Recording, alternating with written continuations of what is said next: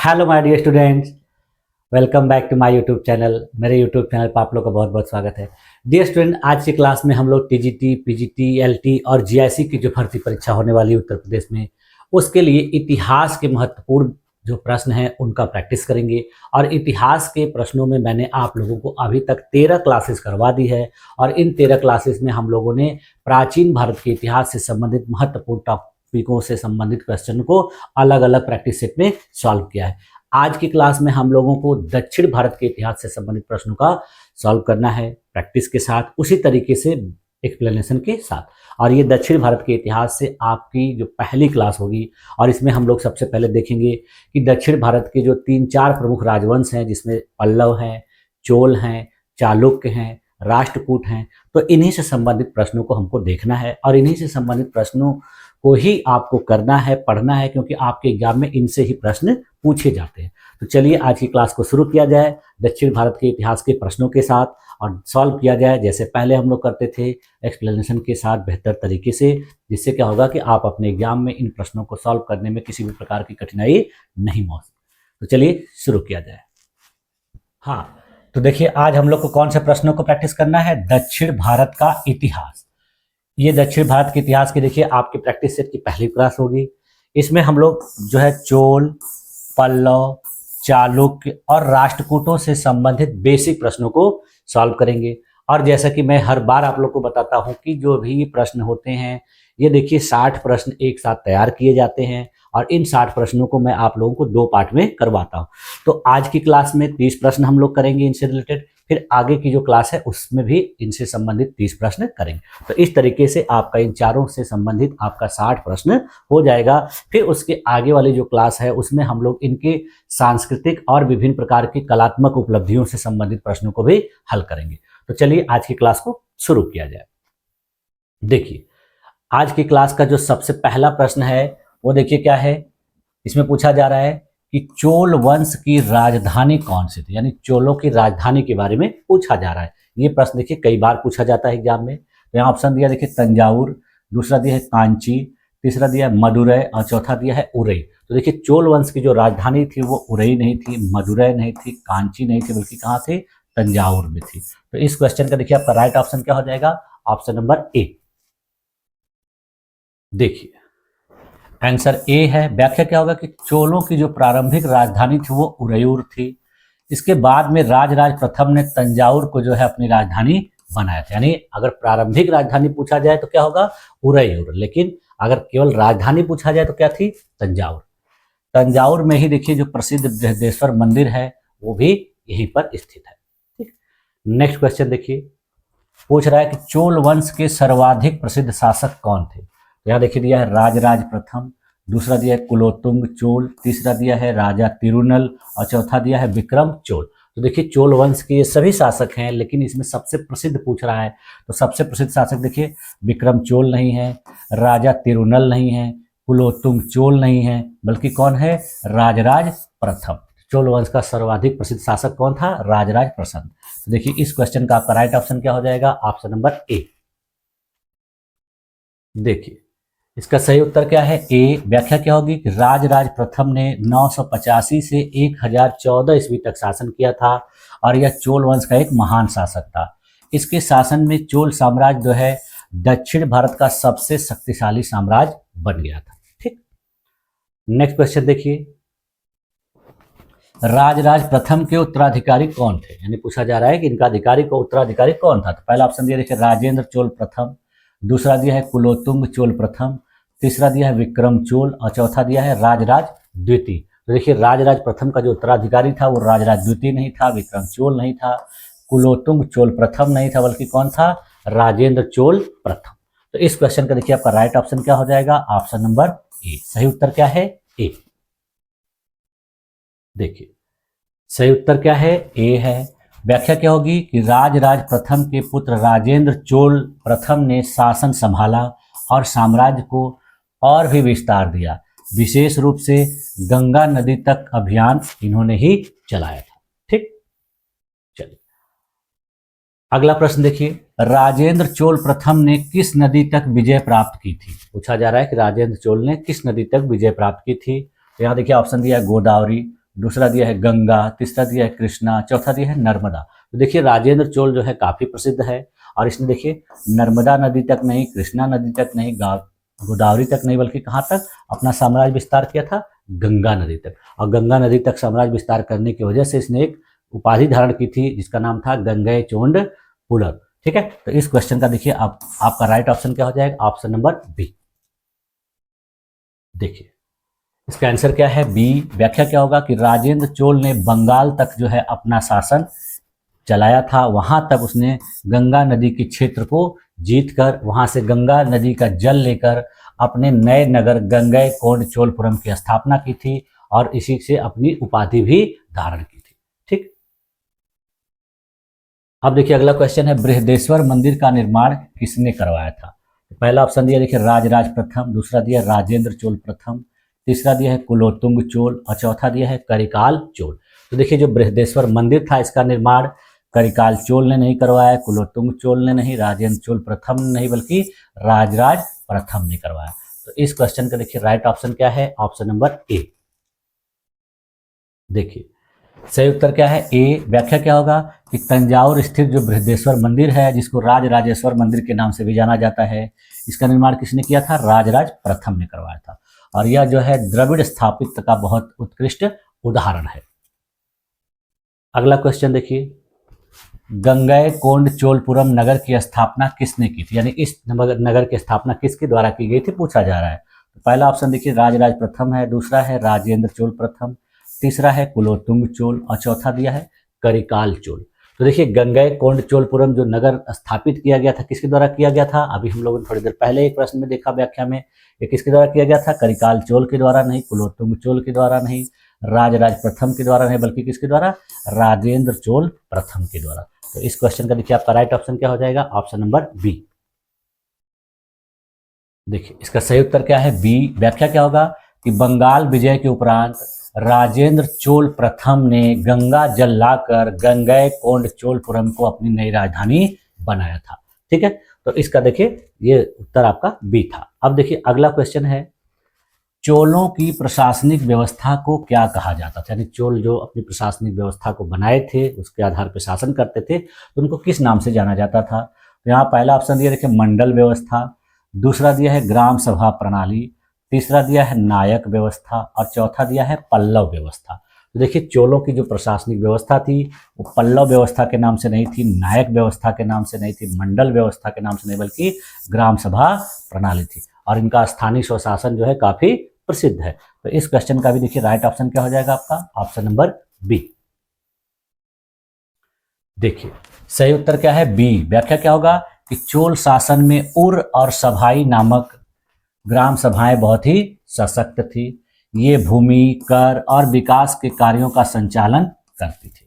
ठीक, next question देखिए, इसमें पूछा जा रहा है चोल काल में नौसेना का विकास किस शासक ने किया था, यानी चोलों में नौसेना का विकास किसके काल में हुआ था। तो यहाँ देखिए पहला ऑप्शन दिया है राजराज प्रथम, दूसरा दिया है राजेंद्र चोल प्रथम, तीसरा दिया है कुलोत्तुंग चोल और चौथा दिया है विक्रम चोल। तो देखिए राजराज प्रथम के काल में नौसेना का विकास नहीं हुआ था बल्कि शुरुआत हुई थी। यहाँ पूछा जा रहा है विकास, तो देखिए विक्रम चोल नहीं होगा, कुलोत्तुंग चोल नहीं होगा, राजराज प्रथम नहीं होगा, बल्कि राजेंद्र चोल। अगर ये पूछा जाता कि नौसेना की शुरुआत किसने की थी तो आंसर हो जाता राजराज प्रथम, लेकिन यहाँ पूछा जा रहा है कि विकास किसके काल में हुआ। तो इसका देखिए आपका राइट ऑप्शन क्या हो जाएगा, ऑप्शन नंबर बी।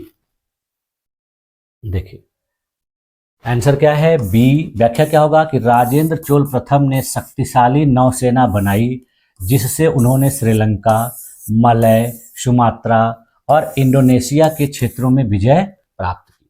ठीक, अगला क्वेश्चन देखिए, इसमें पूछा जा रहा है करिकाल को चोल किस कार्य के लिए प्रसिद्ध है, यानी करिकाल चोल जो है किस कार्य के लिए प्रसिद्ध है, क्यों फेमस है। तो पहला ऑप्शन दिया देखिए मंदिर निर्माण के लिए, दूसरा दिया है अनिकट बांध निर्माण के लिए, तीसरा दिया है विदेशी अभियान के लिए और चौथा दिया है साहित्य संरक्षण के लिए। तो देखिए जो करिकाल चोल है वो देखिए किस कार्य के लिए प्रसिद्ध है, मंदिर निर्माण के लिए नहीं प्रसिद्ध है, विदेशी अभियान के लिए नहीं है, साहित्य संरक्षण के लिए नहीं है, बल्कि किसके लिए है, अनिकट बांध निर्माण के लिए। तो इस क्वेश्चन का देखिए आपका राइट ऑप्शन क्या हो जाएगा, ऑप्शन नंबर बी। सही उत्तर क्या है? बी। ठीक, चल इसका देखिए अब आंसर बी है। व्याख्या क्या है कि करिकाल चोल ने देखिए कावेरी नदी पर अनिकट बांध बनवाए थे जिनको ग्रैंड एनिकट के नाम से जाना जाता है, और ये आज भी जो है कृषि सिंचाई के लिए काफी प्रसिद्ध है। ठीक, देखिए अगला प्रश्न देखिए, चोलों के समय में कौन सी भाषा में अधिकतर अभिलेख लिखे जाते थे, यानी चोलों के शासनकाल में किस भाषा में अभिलेख लिखे जाते थे? तो पहला ऑप्शन दिया देखिए संस्कृत, दूसरा दिया है तमिल, तीसरा दिया है तेलुगु और चौथा दिया है कन्नड़। तो देखिए चोलों के समय में जो भाषा प्रचलित थी, बहुत ज़्यादा उसका उपयोग किया जाता था, देखिए वो कन्नड़ नहीं थी, तेलुगु नहीं थी, संस्कृत नहीं थी, बल्कि कौन सी थी? तमिल थी। तो इस क्वेश्चन का देखिए आपका राइट ऑप्शन क्या हो जाएगा? Option number B. देखिए आंसर क्या है? बी। व्याख्या क्या होगा कि चोलकालीन शिलालेखों और ताम्रपत्रों में मुख्यतः तमिल भाषा का प्रयोग होता था। इससे देखिए चोल प्रशासन और संस्कृति के अध्ययन में सहायता मिलती है। ठीक, चलिए नेक्स्ट क्वेश्चन देखिए, चालुक्य वंश की स्थापना किसने की थी? तो देखिए पहला ऑप्शन दिया है पुलकेशिन प्रथम, दूसरा दिया है विक्रमादित्य प्रथम, तीसरा दिया है कृतिवर्मन प्रथम और चौथा दिया है हर्षवर्धन। तो देखिए चालुक्य वंश की जो स्थापना की गई थी हर्षवर्धन के द्वारा नहीं, कृतिवर्मन के द्वारा नहीं, विक्रमादित्य प्रथम के द्वारा नहीं, बल्कि पुलकेशिन प्रथम के द्वारा। तो इस क्वेश्चन का देखिए आपका राइट ऑप्शन क्या हो जाएगा? Option number A. सही उत्तर क्या है? ए। देखिए इसका राइट आंसर क्या है? ए। व्याख्या क्या होगा कि चालुक्य वंश की स्थापना 6वीं शताब्दी में पुलकेशिन प्रथम ने की थी। उसने देखिए वातापी यानी आधुनिक बादामी को अपनी राजधानी बनाया था, यानी ये अभी इसका नाम क्या है? बादामी के नाम से है, पहले इसका नाम क्या था? वातापी। तो इसकी वे राजधानी थी। अगला क्वेश्चन देखिए दिया है चालुक्य वंश की राजधानी कहाँ थी? ठीक है, तो अभी हम लोगों ने एक्सप्लेनेशन में देख ही लिया। देखिए यहाँ ऑप्शन दिया है कांची, दूसरा दिया वातापी बादामी, तीसरा दिया अयोध्या, चौथा दिया नंदनपुर। तो चालुक्यों की राजधानी देखिए नंदनपुर नहीं थी, अयोध्या नहीं थी, कांची नहीं थी, बल्कि कहाँ थी? वातापी या बादामी। तो इस क्वेश्चन का देखिए आपका राइट ऑप्शन क्या हो जाएगा? Option number B. देखिए आंसर क्या है? बी। व्याख्या क्या होगा कि चालुक्य वंश की राजधानी जो है वाटापी, वर्तमान बादामी जो कर्नाटक में है, ये थी, इसलिए इसे बादामी चालुक्य के नाम से भी जाना जाता है। यानी यहाँ के जो शासक थे उनका नाम क्या रखा गया है? बादामी के चालुक्य। अगला प्रश्न देखिए, पुलकेशिन द्वितीय किसके समकालीन थे? पुलकेशिन द्वितीय देखिए चालुक्य शासक थे, बहुत महान चालुक्य शासक थे, तो उनका समकालीन शासक पूछा जा रहा है। पहला ऑप्शन दिया हर्षवर्धन, दूसरा दिया है चंद्रगुप्त द्वितीय, तीसरा दिया है विक्रमादित्य छठा और चौथा दिया है महेंद्र वर्मन प्रथम। तो देखिए जो पुलकेशिन द्वितीय थे वो महेंद्र वर्मन प्रथम के समकालीन नहीं, विक्रमादित्य षष्ठ के नहीं, चंद्रगुप्त द्वितीय के नहीं, बल्कि किसके काल थे? हर्षवर्धन के समकालीन। और इन्होंने ही हर्षवर्धन को देखिए हराया भी था। तो इस क्वेश्चन का देखिए आपका राइट ऑप्शन क्या हो जाएगा? Option number A. देखिए आंसर क्या है? ए।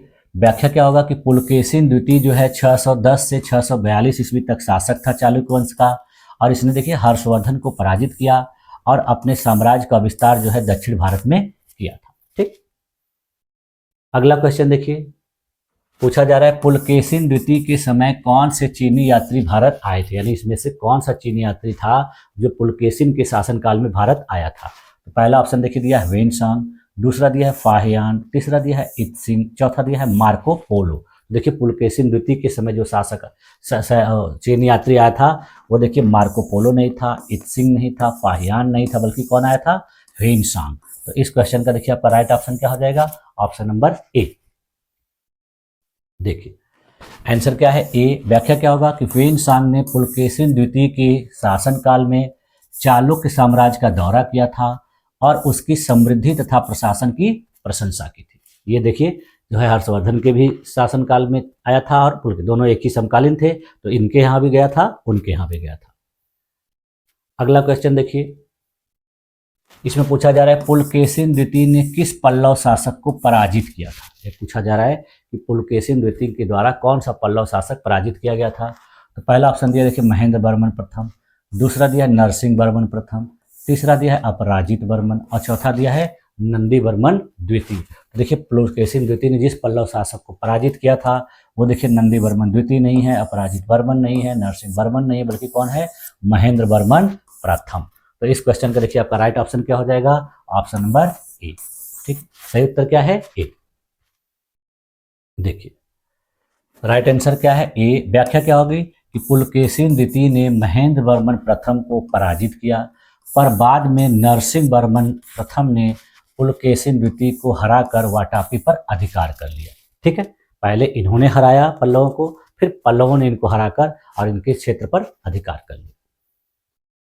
इसके बाद फिर देखिए अगला क्वेश्चन है, विजयादित्य और विक्रमादित्य जो उपाधियां हैं वो किस वंश से संबंधित, यानी किस वंश के शासक इस प्रकार की उपाधि धारण करते थे। तो पहला ऑप्शन दिया देखिए चालुक्य, दूसरा दिया है पल्लव, तीसरा दिया है चोल, चौथा दिया है राष्ट्रकूट। तो इस प्रकार की जो उपाधियां धारण करने वाले शासक थे, देखिए वो राष्ट्रकूट नहीं थे, चोल नहीं थे, पल्लव नहीं थे, बल्कि कौन थे? चालुक्य। तो इस क्वेश्चन का देखिए आपका राइट ऑप्शन क्या है? Option number A. देखिए सही उत्तर क्या है? ए। व्याख्या क्या होगा कि चालुक्य शासकों ने विजयादित्य, विक्रमादित्य जैसी उपाधियां धारण की थी और ये उपाधियां उनके पराक्रम और वीरता का प्रतीक हुआ करती थी, यानी अपने पराक्रम और वीरता की वजह से इस प्रकार की उपाधि लोग धारण करते थे। अगला क्वेश्चन देखिए, बादामी चालुक्यों के पतन के बाद कौन सा वंश प्रमुख हुआ, यानी बादामी के जो चालुक्य शासक थे उनका जब पतन हो गया तो किस वंश का शासन शुरू हुआ। तो पहला ऑप्शन दिया देखिए राष्ट्रकूट, दूसरा दिया है पल्लव, तीसरा दिया है पांड्य, चौथा दिया है चोल। तो बादामी के चालुक्यों के पतन के बाद जो शासन शुरू हुआ था, देखिए चोलों का नहीं, पांड्यों का नहीं, पल्लवों का नहीं, बल्कि किसका हुआ था? राष्ट्रकूटों का। तो इस क्वेश्चन का देखिए आपका राइट ऑप्शन क्या हो जाएगा? Option number A.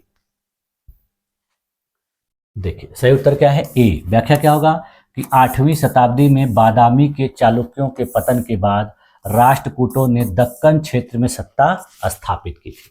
ठीक, अगला क्वेश्चन देखिए, चालुक्य वंश के प्रसिद्ध मंदिर कहाँ पर स्थित है, यानी चालुक्यों के द्वारा जो बनाए गए प्रसिद्ध मंदिर हैं वो कहाँ पर स्थित हैं, कहाँ पे बनवाए गए थे। तो पहला ऑप्शन दिया देखिए अजंता, दूसरा दिया है एहोल और पट्टडकल, तीसरा दिया है महाबलीपुरम और चौथा दिया है एलोरा। तो इस प्रकार से देखिए जो चालुक्य वंश के प्रसिद्ध मंदिर हैं वो देखिए एलोरा में नहीं है, महाबलीपुरम में नहीं है, एहोल और पट्टडकल में है, अजंता में भी नहीं है। तो इस क्वेश्चन का देखिए आपका राइट ऑप्शन क्या हो जाएगा? Option number B. देखिए आंसर क्या है? बी। व्याख्या क्या होगी कि एहोल, बादामी और पट्टडकल जो है चालुक्य कालीन प्रसिद्ध मंदिर स्थल हैं। पट्टडकल के मंदिर को देखिए यूनेस्को के विश्व धरोहर सूची में भी शामिल किया गया है, यानी ये क्वेश्चन देखिए काफी इंपॉर्टेंट है। क्यों? क्योंकि यूनेस्को की जो विरासत सूची है उसमें इनको शामिल किया गया है। अगला क्वेश्चन देखिए, चालुक्य कालीन शिलालेख किस लिपि में लिखे गए, यानी चालुक्यों के द्वारा जो शिलालेख लिखे गए हैं वो किस लिपि में लिखे गए हैं ये पूछा जा रहा है। तो पहला ऑप्शन दिया देखिए ब्राह्मी, दूसरा दिया है कन्नड़, तीसरा दिया है संस्कृत, चौथा दिया है तमिल। तो देखिए चालुक्य जो शासक थे उनका जो अभिलेख या लेख लिखा गया वो तमिल में नहीं, संस्कृत में नहीं, ब्राह्मी में नहीं, बल्कि किस में लिखा गया है? कन्नड़ में। तो इस क्वेश्चन का देखिए आपका राइट ऑप्शन क्या हो जाएगा? Option number B. देखिए आंसर क्या है? बी। व्याख्या क्या होगा कि चालुक्य काल के अभिलेख जो है मुख्यतः कन्नड़ और संस्कृत में ब्राह्मी लिपि से विकसित दक्षिण भारतीय लिपि में लिखे गए हैं। नेक्स्ट क्वेश्चन देखिए, चालुक्य शासक किस धर्म के अनुयायी थे, यानी चालुक्यों का धर्म पूछा जा रहा है। तो पहला ऑप्शन दिया देखिए बौद्ध धर्म, दूसरा दिया है जैन धर्म, तीसरा दिया है वैष्णव धर्म और शैव धर्म और चौथा दिया है इस्लाम। तो देखिए चालुक्य शासक जो थे वो इस्लाम तो बिल्कुल नहीं थे, बौद्ध धर्म भी नहीं थे, जैन धर्म भी नहीं थे, बल्कि कौन से धर्म के मानने वाले थे? वैष्णव और शैव धर्म। तो इस क्वेश्चन का देखिए आपका राइट ऑप्शन क्या हो जाएगा? Option number C. देखिए सही उत्तर क्या है? सी। व्याख्या क्या है कि चालुक्य शासक जो है मुख्यतः वैष्णव और शैव धर्म के अनुयायी थे। इन्होंने बाद देखिए जैन और बौद्ध धर्म को भी संरक्षण देना शुरू किया, यानी बाद में इन्होंने अपने धर्म के अलावा दूसरे धर्म को भी संरक्षण देने में जो है सहायता की। ठीक, अगला क्वेश्चन देखिए, पूछा जा रहा है कि पल्लव वंश की राजधानी कहाँ थी, यानी पल्लवों की राजधानी पूछी जा रही है। तो पहला ऑप्शन दिया देखिए कांचीपुरम, दूसरा दिया है मदुरै, तीसरा दिया है तंजावुर और चौथा दिया है एहोल। तो देखिए पल्लवों की जो राजधानी थी वो एहोल नहीं थी, तंजावुर नहीं थी, मदुरै नहीं थी, बल्कि कहाँ पर थी? कांचीपुरम। यानी इस क्वेश्चन का देखिए आपका राइट ऑप्शन क्या हो जाएगा? Option number A. देखिए सही उत्तर क्या है? ए। व्याख्या क्या होगा कि पल्लवों की राजधानी कांचीपुरम थी, जो प्राचीन काल में शिक्षा, धर्म और स्थापत्य कला का बहुत प्रमुख केंद्र हुआ करती थी। ठीक, अगला क्वेश्चन देखिए, पल्लव वंश का संस्थापक कौन था, पूछा जा रहा है कि पल्लवों की स्थापना किसके द्वारा की गई थी। तो पहला ऑप्शन दिया है सिंहवर्मन, दूसरा दिया है महेंद्र वर्मन प्रथम, तीसरा दिया है नरसिंह वर्मन प्रथम और चौथा दिया है अपराजित वर्मन। तो देखिए पल्लव वंश का संस्थापक जो था वो अपराजित वर्मन नहीं था, नरसिंह वर्मन प्रथम नहीं था, महेंद्र वर्मन प्रथम नहीं था, बल्कि कौन था, सिंहवर्मन। यानी इस क्वेश्चन का देखिए राइट ऑप्शन क्या हो जाएगा, ऑप्शन नंबर ए। आंसर क्या है, ए। व्याख्या क्या होगा कि सिंहवर्मन को पल्लव वंश का प्रारंभिक संस्थापक माना जाता है। इसके उत्तराधिकारियों ने साम्राज्य का विस्तार आगे किया, लेकिन सबसे पहले इसी ने इस वंश की स्थापना की थी। अगला क्वेश्चन देखिए, पूछा जा रहा है कि महेंद्र वर्मन प्रथम किस कला के संरक्षण के लिए प्रसिद्ध था। यानी महेंद्र वर्मन का कला के बारे में पूछा जा रहा है। तो पहला ऑप्शन दिया देखिए चित्रकला, दूसरा दिया है संगीत, तीसरा दिया है शैल कला और चौथा दिया है नाटक। तो देखिए महेंद्र वर्मन प्रथम जो था वो चित्रकला के लिए प्रसिद्ध नहीं था, संगीत के लिए प्रसिद्ध नहीं था, नाटक के लिए प्रसिद्ध नहीं था, बल्कि किसके लिए प्रसिद्ध था, शैल कला के लिए। तो इस क्वेश्चन का देखिए आपका राइट ऑप्शन क्या हो जाएगा, ऑप्शन नंबर सी। शैल कला का मतलब कि चट्टानों को काट कर इसने बड़े बड़े आकृतियों को बनवाया था। ठीक, देखिए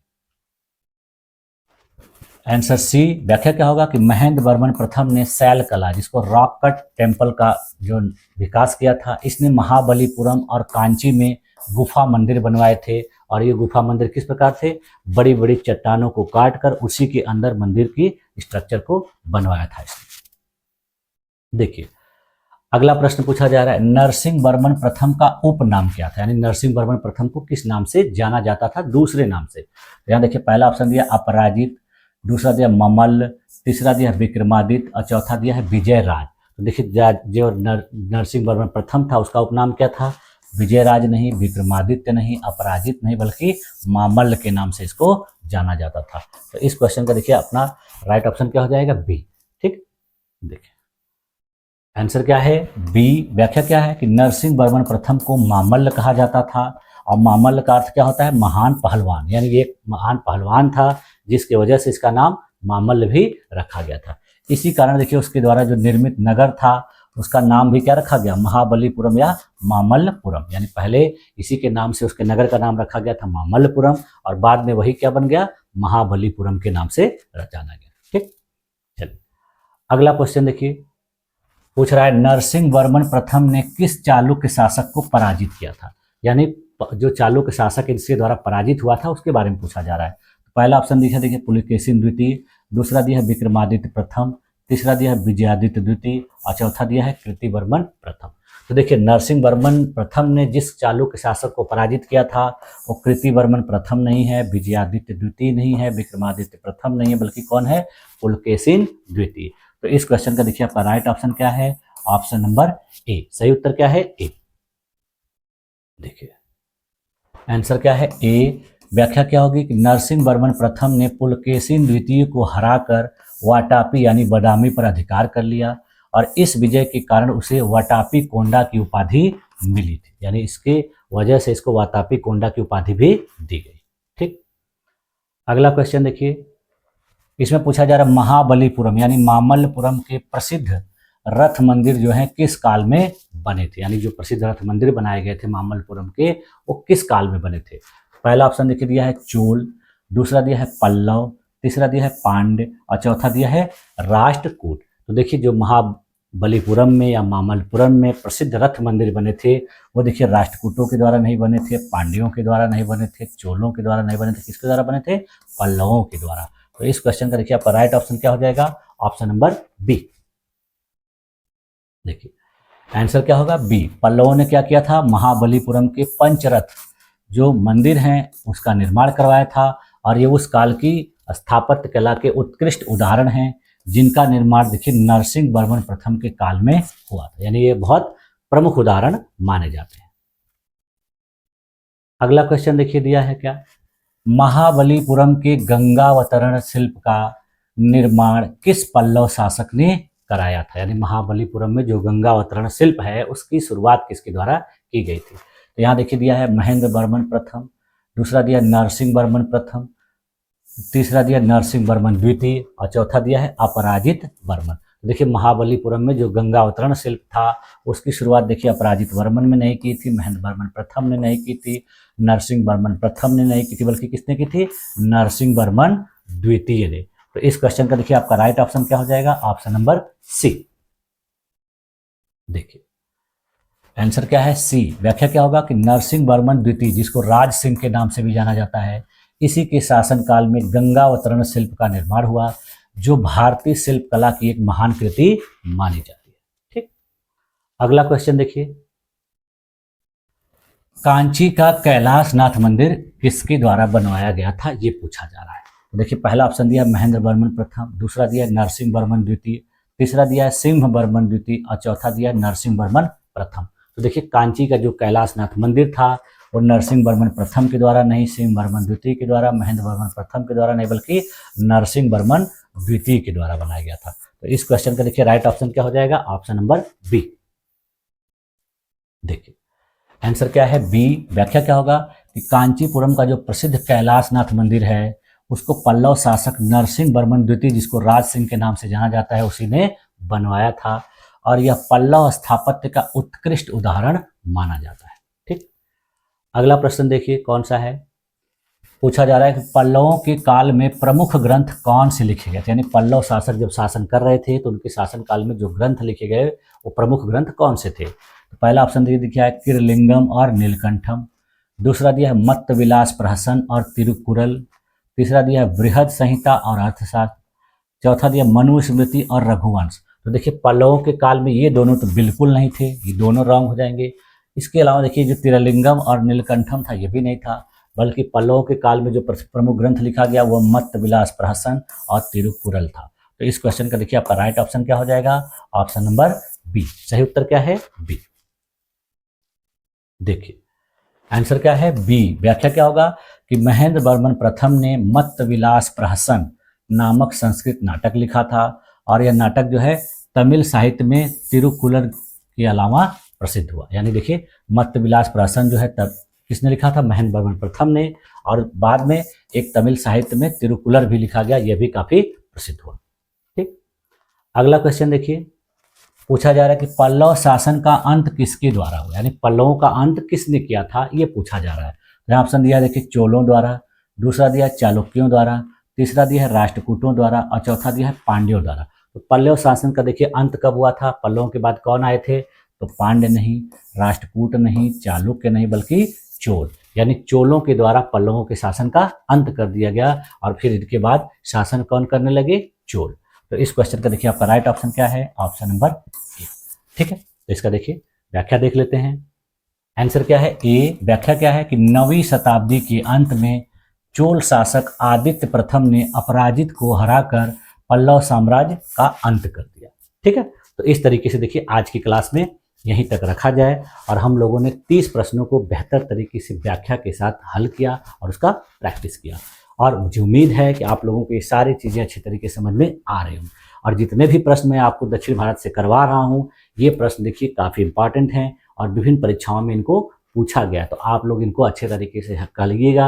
अपने नोटबुक में जो भी इंपॉर्टेंट बातें मैंने एक्सप्लेनेशन में बताई हैं उनको नोट भी करिएगा। ठीक है, तो आप लोगों ने मेरी इस क्लास में अपने आप को इतनी देर तक इतनी धैर्यपूर्वक बनाए रखा, इसके लिए आप लोग का बहुत बहुत धन्यवाद। मिलते हैं इस काल के और भी कुछ महत्वपूर्ण प्रश्नों के साथ नेक्स्ट क्लास में, तब तक के लिए थैंक यू।